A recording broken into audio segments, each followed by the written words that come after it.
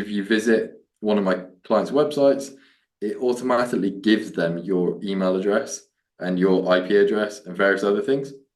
It doesn't give the customer your IP address, but I believe retention has it. So then you can email market to them directly. So you just visiting that website without even giving them your information, they already have it. You have found Authentic Business Adventures, the business program that brings you the struggle stories and triumphant successes of business owners across the land. Downloadable audio episodes can be found in the podcast link found at drawincustomers.com. We are locally underwritten by the Bank of Sun Prairie, and today we're welcoming / preparing to learn from Ross Jenkins, the CEO of Digital Me. So Ross, how is it going today? Going good. Thank you very much for having me on the podcast, James. Yeah, I'm glad to have you. Today we're talking marketing. So why don't we start with what is Digital Me? Sure. So Digital Me is a full round agency that focuses specifically on email marketing. That's from your setup all the way to sort of diagnostics, analytics, and understanding your audience and understanding how best to deal with them.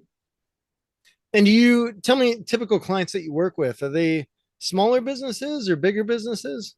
Yeah, sure. So the majority are under 50 staff. We have some really big clients, some that you'd know pretty well. We have people who have run for US president, and we have various other sort of one-man bands. So it varies. Nice. All right. And tell me, how did you get in the marketing game?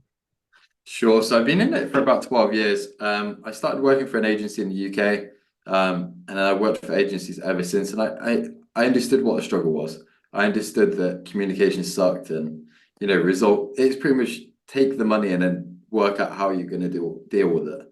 And that's not right, right? You don't sell a car and hope for the best. It's your maybe Tesla. So it's kind of understanding the market and understanding what's needed. Got it. And you, I mean, the Digital Me portion, I imagine, are you exclusively digital or are you getting into some of the, I want to dare say older forms of media, but we'll just say other forms, not necessarily digital. I mean, we do some forms. Listen, if you come on board with us, let's say your payment bounces, we're going to call you, we're going to WhatsApp you, we're going to text you. But outbound, in terms of for our clients, we try to stick to the normal sort of email marketing, WhatsApp. WhatsApp works fantastically as a marketing tool now. So it's email, SMS, and WhatsApp really. Oh, I guess I should clarify the question more. I mean, as far as marketing channels for your clients using. So do you get into billboards or newspapers, magazines, anything like No, that? no, we leave that to the people who can do that best. Gotcha. All right. And as far as the digital side online, are you getting into everything from social media of every channel? I don't even know all that exist, or YouTube No, or it doesn't Google make sense. AdWords, things like that. I want to kind of stick to what works and stick to what we can build like the best performance. Mhm. You look at ads, and ads either work amazingly or it's a massive hole. And for me, that's never going to work. We want the client to be happy. We want results, and the best way is we do deal with the tools that we're the best at. All right. And what are those? You look at email marketing, WhatsApp, SMS. Those are the three sort of fundamentals we use for our tools. I apologize. Okay. So you're going after really targeted people. Tell me, I guess I'm out of touch here. So tell me, how do you market to people through SMS? Sure. So we use tools like Active Campaign, which allows us to SMS blast, as well as email blast. So it's quite a great combo. And we've built a tool on top of that to WhatsApp as well. So we kind of have every angle within the tool. So when you want to market, you could say, "Hey Ross, I want to SMS, I don't know, this list of my past customers. They're all in the US. I've worked with them before. I want to show them, a new thing that we're working on or a customer recommendation. We'll put it into email or whatever you plan." All right. Now, tell me, I mean, you're a younger guy, so I remember when texting wasn't much of a thing because we had to text with a keypad that only included the numbers. And if you wanted the Yeah, letter T, whatever, you had to press it 3 times or something like that. So sure. texting when I was a kid wasn't that much of a thing. Email was more of a thing or became a thing. But email, I feel like, is kind of slowly falling off the bandwagon because there's so much junk, so much spam. People just get inundated with emails. So their inbox is 50,000 messages that may or may not have been read. Yeah. So how do you avoid that happening to text messaging?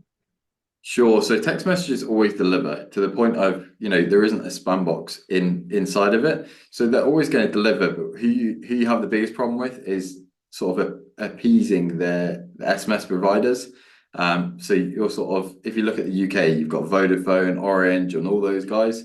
They're the people who are going to stop the spam. Whereas, with email, it just goes into a spam folder and they allow it, it will just go into a spam folder. So it's just ensuring that you're sending decent messages and you're keeping up with regulations and whatnot. All right. I can tell you last night I got a text message from my credit card company saying thanks for your payment. And that message came through at 3 in the morning. Yeah. And luckily I do not disturb on, but I wake up at whatever 4 something and I'm like, why would they send this message at 3 in the morning with all the technology and all the computers and all the programmers and all the people that I feel should be smart enough to think we don't need to send this text message out at 3 in the morning, if at all. We can send it at a more reasonable time. How do you figure out what a reasonable time is, or can you figure out what a reasonable time is if you have clients or your clients have customers that are all over the globe? Yeah, so there's fantastic tools out there. There's a tool that Active Campaign uses called predictive send. So it works on data of when you open, but when you open best. Like for instance, if you open emails or something, when you wake up and you're just smashing through them. You're like, I'm not interested, not interested, not interested. It's going to say, he opens emails at 9 a.m., but he's not really optimal. But then at 11 a.m., when you hit your desk and you're opening emails and you're actually reading through them, you're clicking on links, you're showing interest, you're applying to them, it then marks that as your optimal time. So then it's going to say, you know what, we'll send emails to James at 11 a.m., but we'll send emails to Ross at 12:45 a.m. And it works out the optimal time. And it's a fantastic tool because it fixes that problem that you've just had. That is incredible. So it's taking it beyond just when they open them, but actually when the person opens it and responds favorably to it. That's incredible. Yeah, because they've got Wow. so much data, they just utilize all their data. And it's, now we've got AI coming in, it becomes even more so like, what else do we plan to have in the future? So I always look at it. I mean, I don't know if this is good or bad, but I always look at it from considering that we're talking about marketing here. I get annoyed by marketing messages. I get annoyed by commercials. I even get annoyed by billboards. I was Yeah, just in Scotland a few weeks ago and I was amazed to see that there were no billboards. It was actually it's pretty kind of a bleak. relief. Yeah. So if I'm a person that ends up with these text messages, is there a way that I can get off the list or remove them or Yeah, so it's a not get legal them? regulation. You've got to have that opt-out button. Okay. You've got to have it. The same as email, you've got to have it. But with email, there's a way that you can get around it. For instance, if someone doesn't have that unsubscribe button, you can click spam at the top. And that's more damaging to them, but they should have an unsubscribe button anyway. Gotcha. All right. And could I, as a client, come to you and say, hey, here, I was going to say the phone book, but I guess that doesn't really exist. Here's a bunch of phone numbers that were totally maybe should be my clients. Can Yeah. you just get them? Or do you have to have like, how do you vet the list? Yeah, so we have this often. Honestly, probably once every 5, 6 weeks, we have someone come to us with similar to what you just said, like a phone book of email addresses, and they say, I want to email all these people. There's 1 million people. I want to email them tomorrow. The realistic thing is, you've never spoken to any of them. They're from different niches, from completely different audiences, completely different demographic. You're going to email them, and they're going to put you in spam, and you're going to come back and be upset with me. So realistically, people like that, we just tell them, I'm sure there's someone who will help you, but for us, this project isn't worth it. Got it. All right. And then tell me a story about WhatsApp. I don't know much about WhatsApp. So is that essentially the same, or tell me more about that? Sure. So WhatsApp's similar to SMS. Europe uses it, and the Middle East uses it. Because we work quite a lot in the Middle East, we find that they don't open emails as often as people from the UK or US, but they open WhatsApps. They'll WhatsApp you all day. And so WhatsApp's similar to SMS. It works great. It has somewhat similar regulations in terms of, you couldn't spam thousands of numbers. They'll just ban you. It's their tool, and you know their rules. Got it. Now, WhatsApp, That's owned by Facebook, right? Or Meta? Meta, yeah. Okay. So where SMS, man, I don't even know. SMS is just a means of communication, right? No one necessarily owns it as a tool, right? Technically, the phone operators own it in a way Okay. because they control what comes in and what goes out. Okay.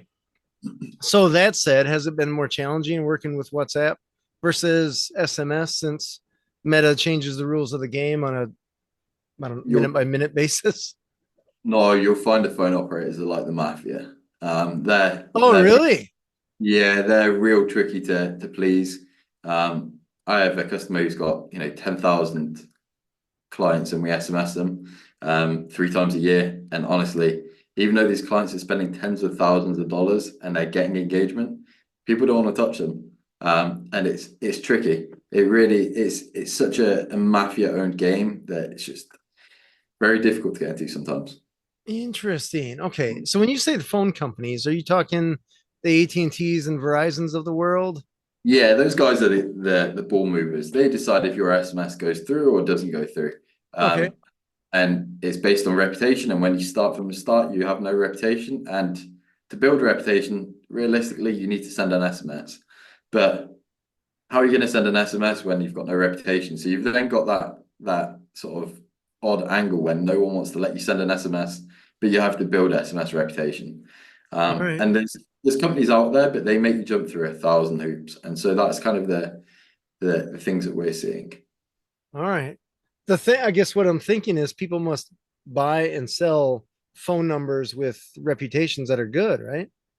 To some degree, yeah, but you do one wrong thing and your reputation's gone, and that's it, really. Sure. But you look at people like Domino's Pizza and Papa John's. Those guys are amazing. They clearly have a great reputation with phone operators.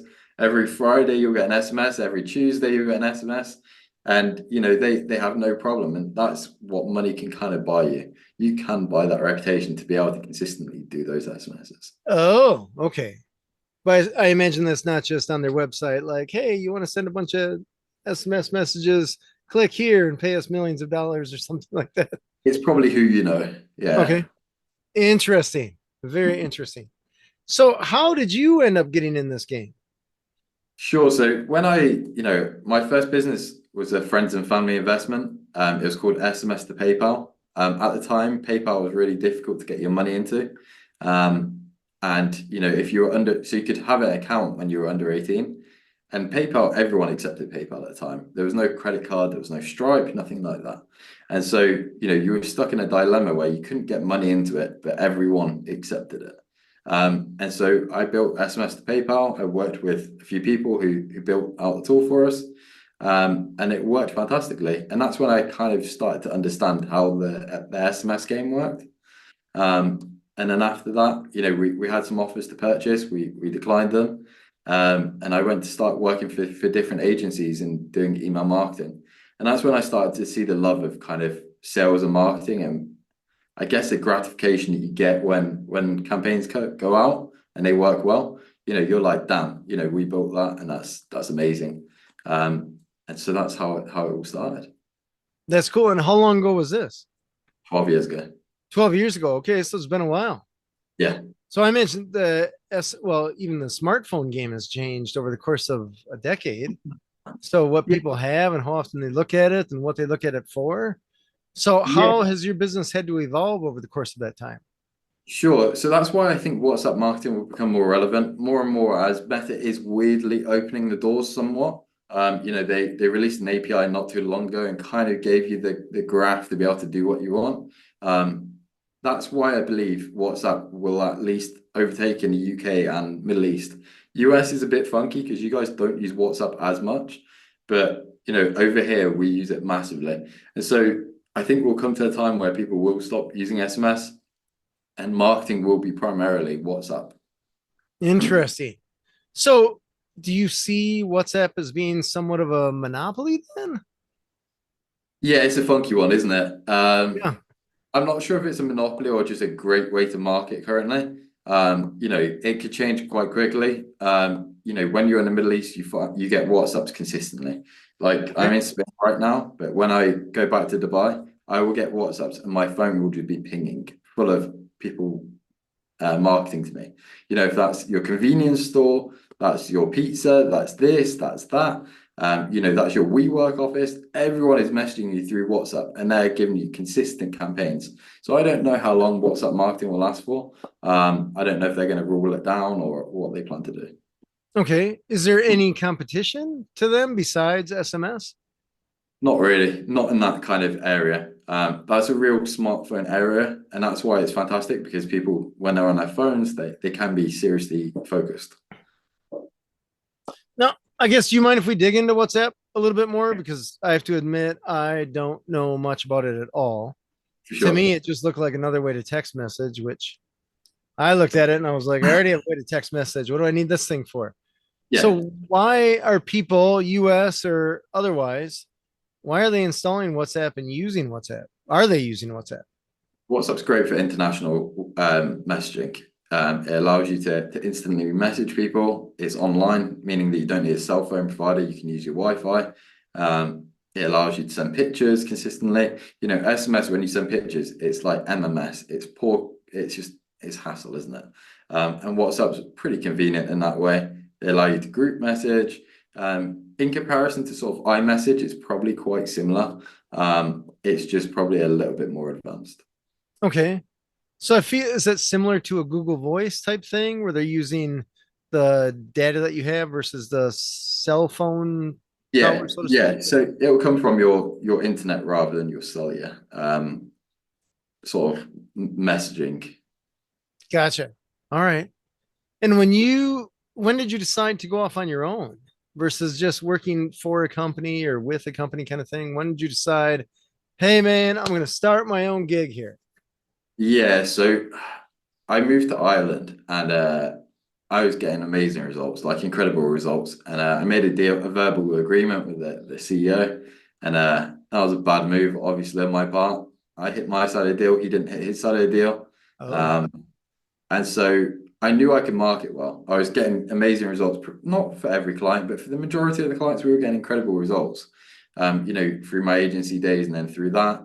I went and spoke to some agencies in Ireland and I just kind of winged it. I just said to them, you know, I'd like a percentage of the business rather than giving me a huge wage. I want a percentage of the business and this and that. And it was going somewhere and they realized the potential. And I thought, oh, if they're seeing such a big potential, why aren't I just doing this on my own? You know, I can market. What I need is something like escrow. I need something to hold the money because when people talk about money, they don't want to send you $100,000. You know, they want that to go in escrow and they want their side of the deal done and such and such. And so I signed up to Upwork, and at the time, freelancing wasn't that big. You know, at the time there was no one over $100,000 earned. And so I worked on that. I started on $25 an hour, and now I'm up to $365. oh, that's a jump. All right. Yeah, and then just under $2 million earned. All right. That's awesome. Tell me, are you still working through Upwork? I work through Upwork as well, but obviously most of my clients come direct now. Things have changed and we've built a brand around us and it's worked quite well. Yeah. Tell me, Mm. how was it working initially, at least to get started? How was it working for, I'm going to say through Upwork? You Yeah, say they're the for, middleman. through?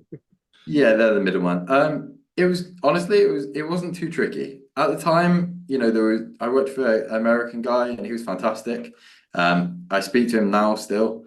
You know, for the most part, it was okay. It's still a grind. Listen, I dropped my wages massively to do that, but it's something that I knew I saw a vision on. And I thought, you know what, I'll wing it. I have nothing else. So I'll go for it. All right. Very cool. And were you on Upwork as well as other competitors to Upwork, or were you pretty exclusive to Upwork?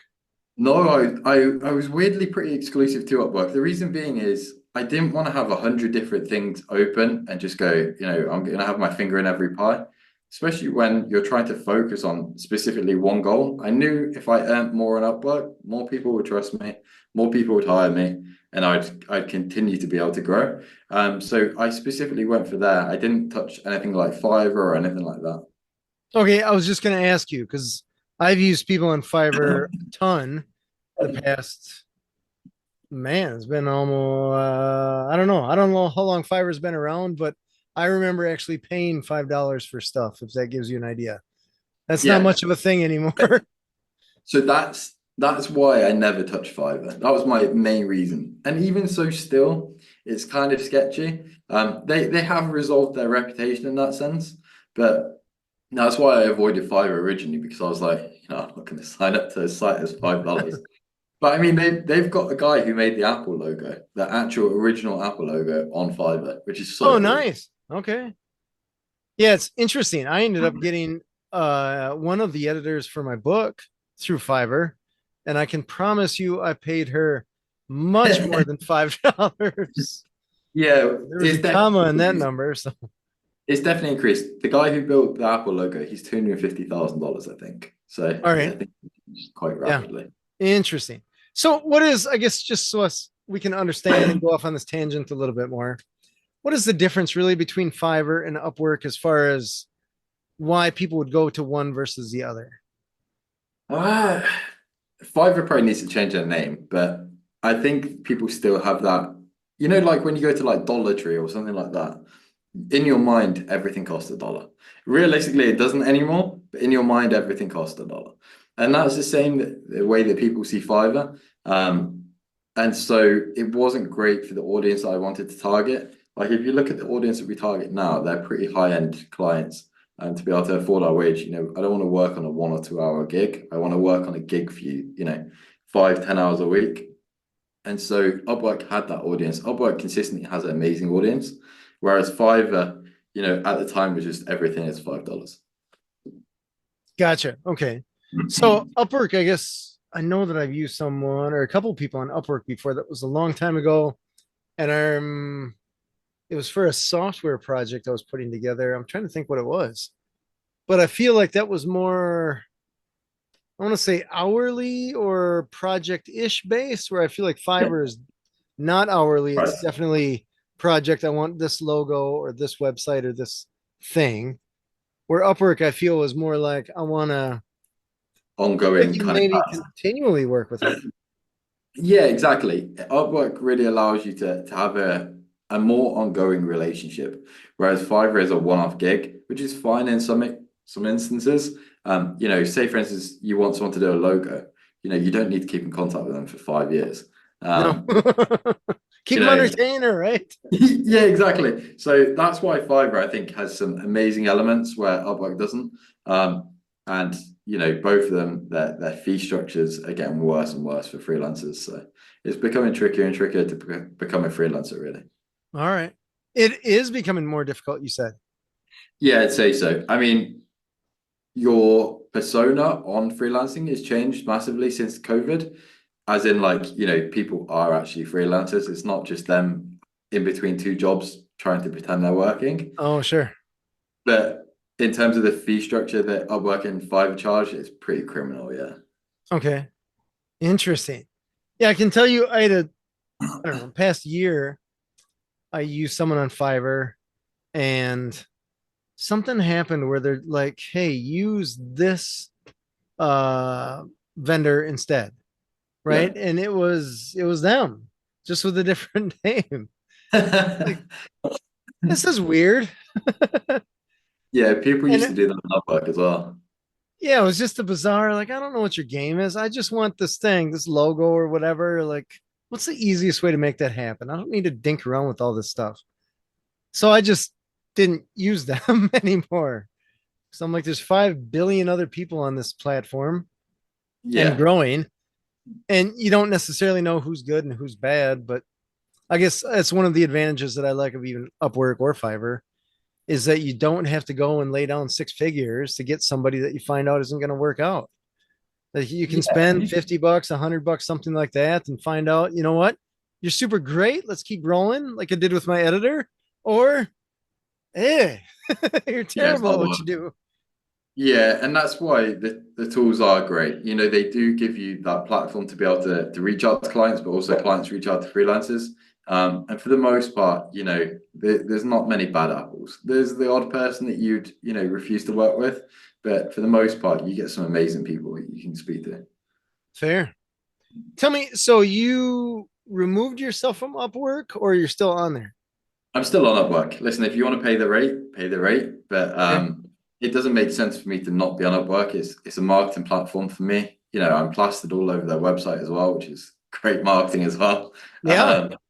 But yeah, realistically, it makes sense for me to just stay on there. Any client who wants to work with me, we can work together on Upwork. And you know, if you find me direct, you find me direct, and that's so that works that way. Fair.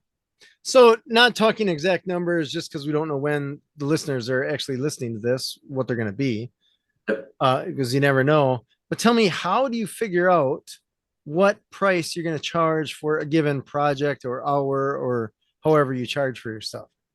Sure. So my hourly is $365 now. Now, but say for instance, you say, you know, Ross, I'd like a fixed price. Here's my project. Here's what I'm looking for. You know, and it's not variable. There's no way it can be variable. For instance, you know, you want 5 emails in a sequence. You want a list, a specific list made, and you're going to give me the list up front. And I've quoted it. There's no way that you can change it. That's it. It's locked in. What I do is I quote 20% over what I believe it will be in terms of my hourly, and then just do it that way. So it's fair. It gives me some leeway as well, because some people take ages to pay, some people pay immediately, and unfortunately, that's just the way you have to do it.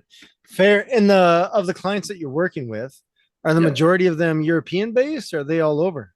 So the majority of them are American. Americans love email marketing in comparison to British and Middle East. We've got quite a lot of Middle East clients nowadays, but majority American, second Middle East for sure. All right. Why is that? Why do Americans like their email versus some other parts of the world? You guys have less restrictions. We have GDPR and various other things in the UK. And there's a lot more sort of red tape in the UK and a lot more problems in terms of I've got to go ask this person, I've got to ask this person. And yeah, it's just not worth it. Whereas Americans, they're quite quick to spend. All right. So GDPR came about, I don't know, was that 5 years ago? How long was that? It Five wasn't years that ago. long. Yeah, it's not been too long, but yeah, that I mean, UK email marketing didn't really exist as much anyway, but that probably put the nail in the coffin for the most part. Gotcha. Okay. I was just going to ask if that was a bigger part of your business back then or if that changed. No, you've always had that problem. And for the majority of the clients, you know, that listen, if you want to email your customer list in the UK, fine. But you know, if you want a cold email or stuff like that, then yeah, you're in a bit of a pickle. Gotcha. Interesting. So if you were to start a business of, let's say, not a marketing business specifically, what would you use? Let's just say, I don't know, let's just say a frame maker, just because I see a bunch of frames in the background there. If you were a frame maker, how would you market that business? Sure, something like Facebook ads, and then onto a landing page, and then email marketing in the back end. That'd be kind of the route that I would go, depending on how unique it is. Like these are cool. They're made by I can't remember what they're called, mix tiles or something like that, and they mainly get their audience from things like TikTok and YouTube creators, and they go down that angle where people technically promote them for them. And that's quite a good angle because people like me or you, like I'll be honest, I cannot be bothered framing stuff. I'd rather just send them the picture. They can frame it for me, send it back, and I'll put it wherever. Yeah. I want the ease, and so that's what they're great at. You know, a marketing stack like that just works phenomenal. No, I get that. I completely understand where you're coming from with the ease thing. I had to tell myself to stop buying parts and pieces for projects until I finish the projects with the parts and pieces that I already have. I get into motorcycling and stuff like that. And I was like, I should put different handlebars on this bike. And I'm like, okay, it is not as easy as just buying the handlebars. You got to buy the handlebars, you got to receive the handlebars, and then you got to actually find the time that you can take everything off, the old handlebars, put the new ones back on, and try to find that one block of time where it's all together so you Yeah, don't break it up and all of a sudden lose your pieces or your train of thought. Or you're like, where did this thing go? So it's interesting because I got to just pull the reins on there and stop myself from getting into another project because you get all excited, right? You're just like, oh, this thing looks amazing. These handlebars look great, or these frames look amazing. But then you realize like, oh, I got to take the time to do all the stuff and grid That's it out pretty where I'm much, going to hang them up yeah. and all that jazz. And I'm going to get them. They're going to sit in the corner. And every time I pass that corner, I'm going to be like, oh, I should probably do that one of these days. It's on the to-do list kind of thing. And that's why paying extra 20-25% just makes sense. These even come with sticky pads, so you don't even have to hang them. Oh, wow. All right. It's just shy of having a person come out and throwing them up on their own. Pretty much, yeah. And so that's why, we need to make things easier for clients as well. And so communication is such a big part, and showing them a tool that has everything that they need and show them how they use it, just like we did when you purchase things like this. You want to make it as easy as possible for a client to purchase. Yeah. Tell me about the following of people as far as marketing goes, where somebody looks something up online and then a week later or a couple days later, other stuff starts showing up on their phone or they get a text message or whatever. My buddy and I were talking about his pool and I started getting ads about pool filters and stuff like that. Yeah, so there's a few ways that's happening. So one is called retargeting ads. So Google Ads and Facebook ads utilize this. Pretty much puts a cookie in your phone or your PC, and then every page you go to after might have that image saying, you looked at this or so forth. And then there's other tools like retention. Retention's a new company that's just came about. Not sure how old they are, but they're amazing. What they do is, for instance, if you visit one of my clients' websites, it automatically gives them your email address and your IP address and various other things. It doesn't give the customer your IP address, but I believe retention has it. So then you can email market to them directly. So you just visiting that website without even giving them your information, they already have it. And so there's various different tactics that you can use to sort of retarget people. Can you, how, just this is me not being technologically aware, Yeah. but I know it certainly happens. So it's got to happen. I know it's happened to me. So when Yeah. I visit a website, let's just say I go to, I don't know, bettycrocker.com or something like that. I look up a recipe on how to make macaroni and cheese or something of that nature, whatever. Nice. And then later I end up getting an email from Betty Crocker about the top 5 macaroni and cheese recipes or something like that, whatever it is. How are they getting my email address from my IP address? Sure. So retention uses amazing tools. They've pretty much legally bought databases. In the US, you can only use this in the US. They've legally bought databases, and they'll obviously just match you up to what they've got on your records. They'll then give it to the client. The client will then email you. It's not remarkably expensive, but obviously when you look at the whole tech stack that you need, it becomes quite expensive. So for instance, your e-commerce stores utilize this massively. Such a good tool for e-commerce stores. We've seen insane results pretty much based upon it. Say that what scores though? I'm sorry. Sure. So pretty much e-commerce stores use this tool or should be using this tool because the kind of scores and the ratings we found based off it is just incredible. Gotcha. E-commerce. Okay. I see what you're saying. I see what you're saying. So that means essentially if someone goes, I go to bettycrocker.com and I insert, I don't know, maybe a cookbook. I don't know. Betty Crocker sells food of some kind. Yeah. I put something in the cart, but I don't finish. I don't actually complete the checkout. They can find my IP address and they put that against the database. That database says, hey, 192.168, whatever, lines up with James. This is James's email. So therefore, Betty Crocker, here's the email you sent to James because he didn't complete the checkout. And they send an email to me that says, James, you forgot to hit checkout or whatever. Yeah, so you can segment even further down. You can segment based on the actual product that they were looking at. For instance, you were looking at mac and cheese. We could segment and say, you didn't even enter any details. You literally just looked at a recipe. We could say, we have the best mac and cheese, ready meal that you can get or diner meal that you can get. And that's kind of where it becomes so powerful because you're segmenting an audience that you'd never usually get. Interesting. I always wondered that because I'm like, we can see IP addresses and stuff like that, but how am I constantly getting retargeted with stuff where I never actually entered any information? Yeah.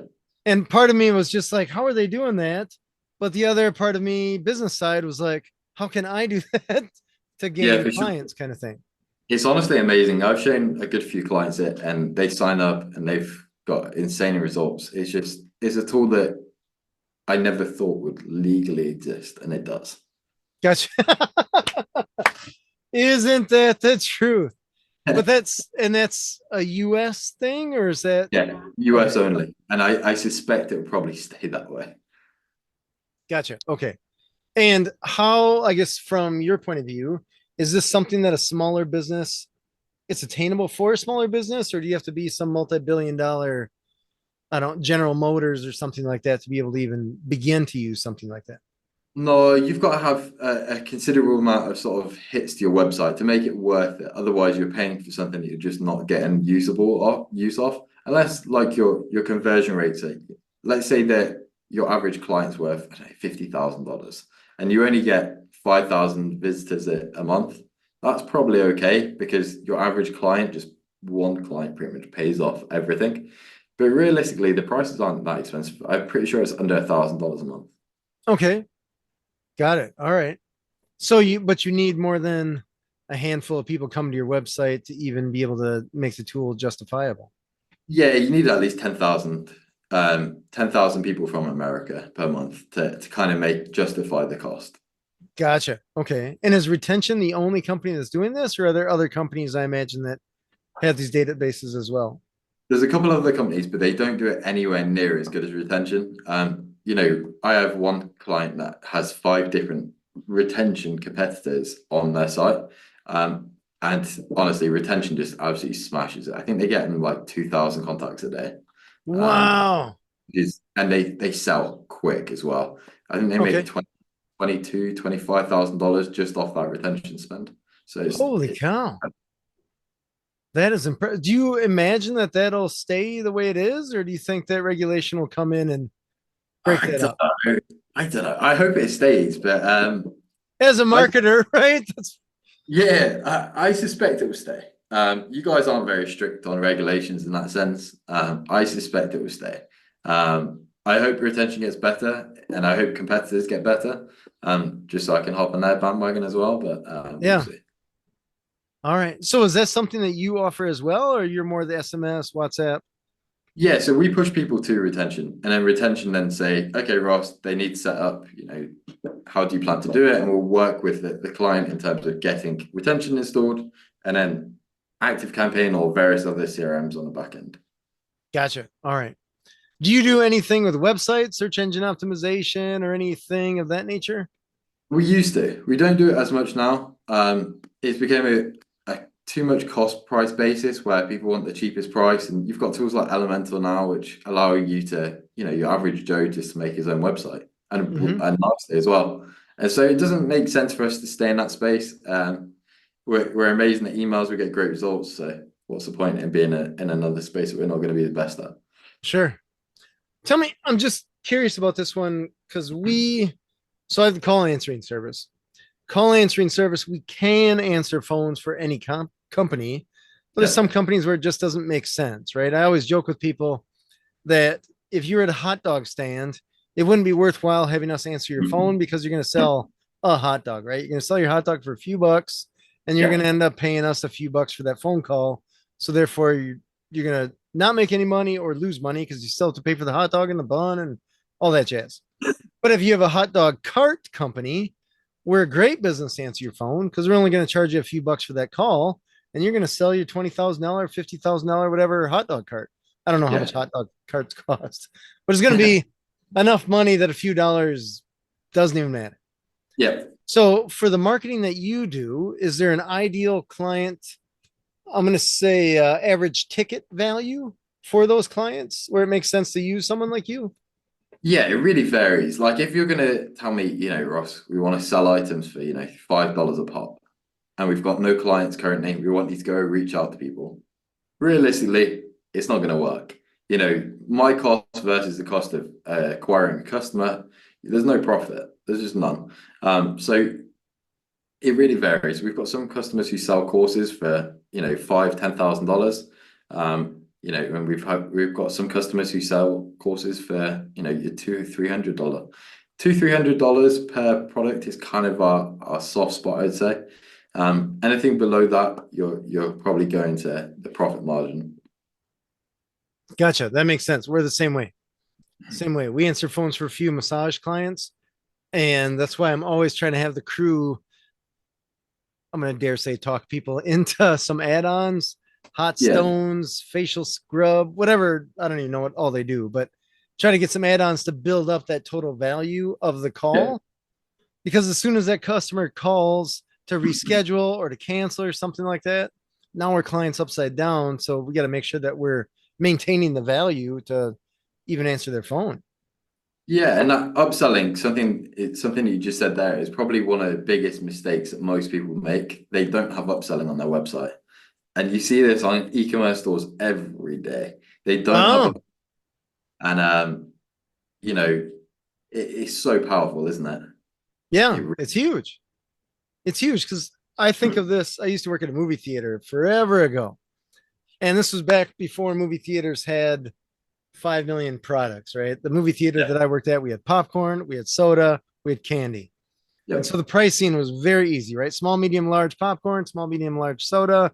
And then the candy, I think we had two different prices for candy, depending upon what it was. Anyways, someone would come and they'd be like, medium soda, medium popcorn, because that's super easy and they don't have to think, right? They're on their date or with their family or whatever. They don't, Yeah, medium, right? It's easy.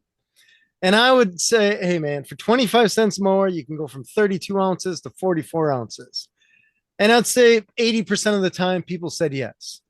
And I exactly. didn't get commission or anything. It was just one of those, I feel like I'm doing you a favor by upselling you because you already got, I don't know what you got, 20 bucks invested in popcorn and soda.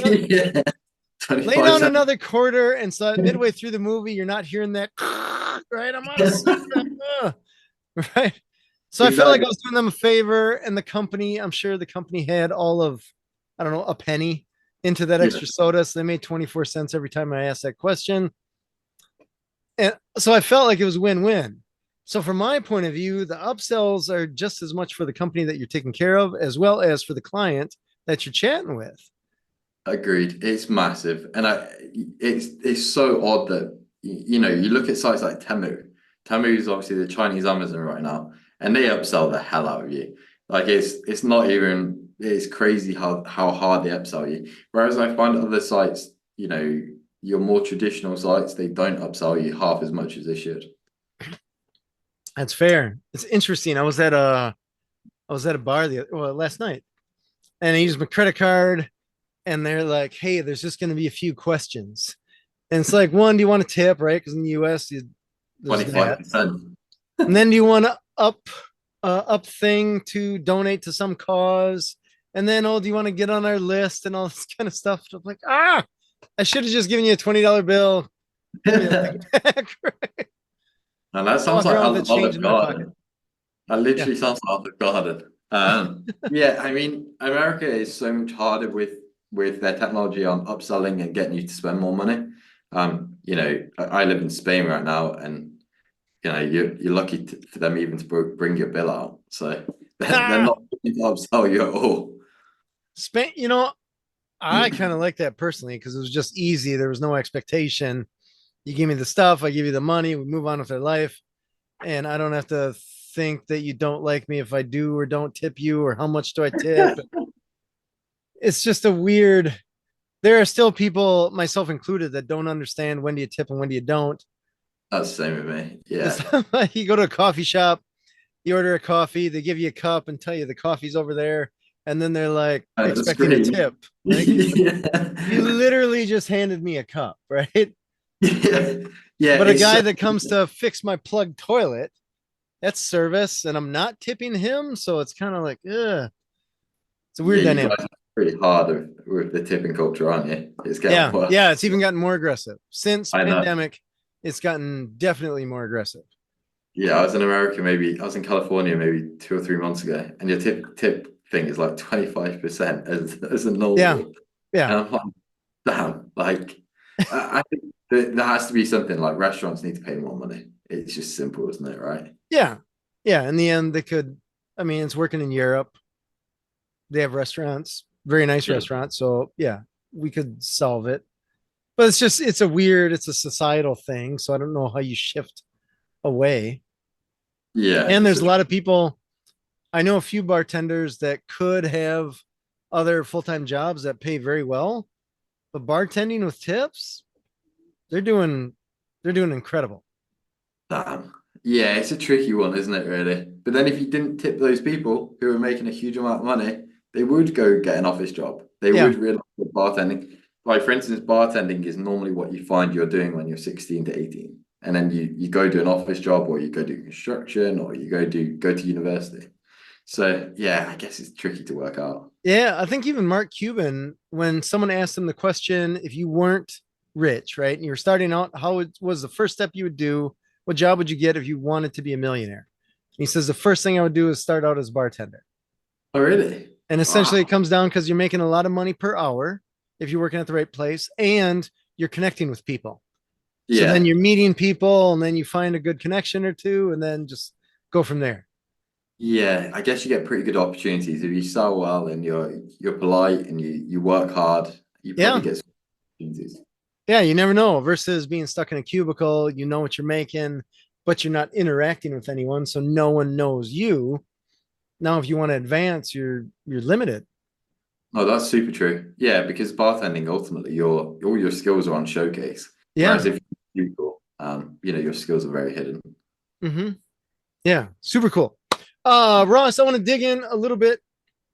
Tell me, let's just figure out the top three marketing mistakes that you see business owners making. Um, a lot of them want to do things themselves. So you'll get owners who want to do, email marketing and they'll either never email their list or they'll email their list and it'll be, their logo will be, the full size of the screen. And then honestly, I've seen probably the worst things in my life when CEOs go wild and cut costs. Upselling, probably the second biggest thing. Why haven't you got upselling on your website? I don't understand. Especially when you're B2C, it makes complete sense. Um, the third one is just know your audience, understand who's purchasing. If most of the people who are purchasing from me are, middle age between 40 to 50 or 55, they're male, they are, American, they from California, they have these jobs. Understand every part of your audience and what they're doing. And build a persona and then market to it. But find different ways to market to it. Because, for instance, one way might work for James here, and one way might work for me here. Different audiences react to different techniques. And your biggest marketing speaker probably hasn't marketed for 10, 15 years. So when you're listening to 20 different marketers and they all tell you different things, you need to kind of understand the data yourself and kind of work out, do I need to go on TikTok and target 18 to 25-year-olds? Or do I need to go on to Instagram and Facebook and target, 35 to 55-year-olds? Know who you're talking to and use those tools wisely. Gotcha. Interesting. Tell me, when you are working with clients and you have your verticals that you work in as far as the marketing channels, do you Okay. work with other marketers that are in other diverse marketing places, I guess, to try to put together a bigger marketing project, so to speak? Yeah, if it makes sense. Like for instance, if you say to me, Ross, I need Facebook ads, this is kind of the route that I need to go. The Facebook ads will go to a landing page, which will have an opt-in form, which you'll do the email marketing on the back end. Can you get me this kind of stuff? We'll link up with our Facebook ads guy. He's not on our team, but he's on someone else's team. And we'll work out a deal and he'll be happy, I'll be happy, and the client will be happy. Very cool. It's interesting from the marketing standpoint. I went to school for graphic design, so I don't know, I was naive and I had this assumption that, and I had this assumption because I worked at a marketing company as a graphic designer, but this was also, I mean, internet was infant back then. So we were a marketing company that did everything, right? But everything back then was newspapers, magazines, yellow pages, if you remember those, Yeah. and billboards, radio, TV. I mean, it was pretty limited, right? And TV, you had ABC, CBS, NBC, right? You didn't have 50 channels. Yeah. So now I'm learning, or I have learned, I guess, over the course of time, getting out of that industry, that there are a lot of marketers, but those marketers focus on their thing, whatever that thing is. And so if you want multiple channels, a lot of times you have to work with multiple marketers and you have to hope that those marketers work well with each other. Yeah. Understand there may be a little bit of crossover, but I mean that's the game. In order to be an expert on a given channel, you really got to be an expert on that channel. Yeah. You'll find, obviously, you build connections. I've been in this game long enough to work out if people are good at their jobs. I've worked with some awful people in pay-per-click, and there isn't a day in my life where I'd recommend a client to them. And then there's people who I've worked with who I've spent myself tens of thousands of dollars with on PPC, and I know I can trust them, and I know I can trust them with my client. And we all work together, and it works quite well. Once you've built kind of a trusted network, you kind of work out where the boundaries are. And there's sometimes clients bring in people and they're rude or they're nasty or they're this, and that just sucks. But it's the aim of the game, and it's the same if you go to work in a workplace. There's people you aren't going to like and who are arrogant or rude, and you just have to get on with it. Fair. But when Totally I decide my team, then you're not my team, Yeah. So Got it. Tell me, if you had a business, we'll put this really broadly. If there was a percentage of either revenue or profit, whichever one you want to use, that you would recommend people throw at marketing, even if it's a range, do you have a number that you think is a good ballpark figure? it really depends on what you're trying to achieve. Listen, if you're trying to do B2B marketing and let's say I've got a big enterprise company right now that is wanting to email hotels to get feedback on their fitness tool. The fitness tool goes into hotel rooms, but it's also backed by a huge brand. And they are going to email around 6,000 sort of hotels, all worldwide, and all they want is feedback. A marketing campaign like that costs only a couple of $1,000s, and you're going to get the feedback. You're going to be able to speak to people like Marriott, anyone that you want to kind of speak to in that range.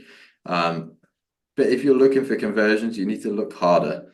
If you're looking for someone to spend $10,000, we're not going to get that overnight. That does take time. It really varies. It varies so hard in terms of a price. Gotcha. Fair. Ross, how can people find you? Sure. So my website is digitalme.cc, or find me on LinkedIn, Ross Jenkins. All right. What is the .cc? .com was taken.